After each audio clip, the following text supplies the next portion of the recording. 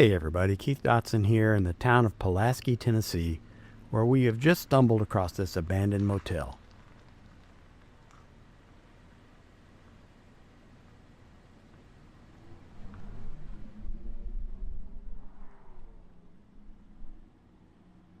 This was the Windsor Village Motel, seen here in its heyday on this vintage 1950s to 1960s era postcard.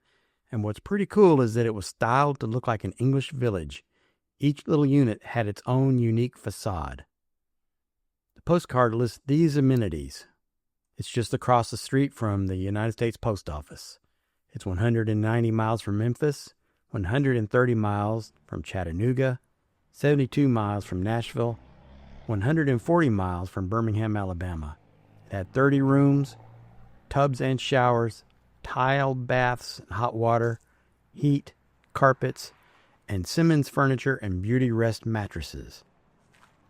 The motel sits on the boundary of the South Pulaski Historic District, but it doesn't appear to have been listed as part of it in the National Register. I wasn't able to learn much about its history, but I did find old postcards online that show it in operation as early as 1950, but probably earlier than that, though. I also found a 2008 photo of it online that showed it already in a state of overgrown decay, so it's been in ruins for a while.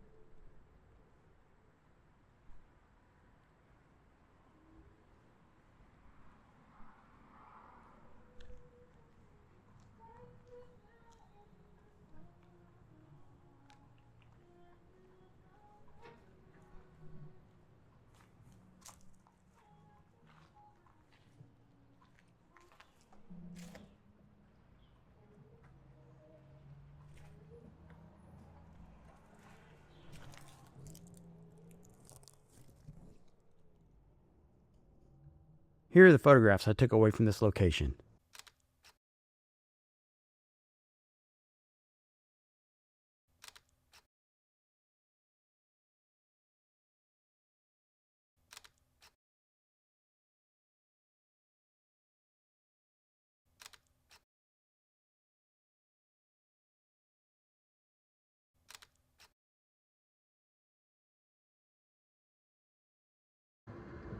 Also decided to use a couple of these photos to test out Epson's Exhibition Fiber paper, which I've never printed on before.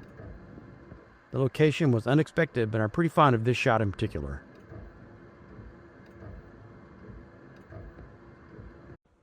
I think it looks terrific on the Epson paper, and I like the paper a lot as well. Its surface has low shine for Brita paper, and it gives a neutral black and white print with a very high Dmax, excellent sharpness, and is quite bright white. However, Aardenburg Imaging says that it achieves that whiteness by using relatively high levels of OBAs, or optical brightening agents, which are widely considered a negative factor when regarding the archival quality of fine art prints. Aardenburg offers several reasons that OBAs may be undesirable, even though they've been part of photographic papers since the darkroom days. In fact, Ansel Adams printed on fiber-based paper that contained OBAs. I won't get too much into the weeds here about OBAs, but it's pretty important, I think, for fine art photographers. So if you want to know more, I'll include the link to Aardenburg's article in the description and also on my blog.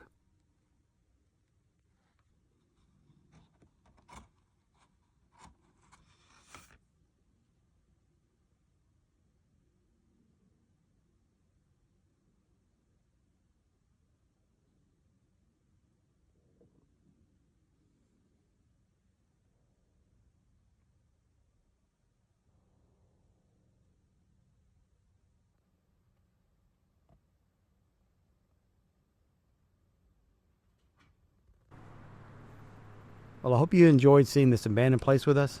Thanks for watching. Be sure to visit my website at keepdotson.com.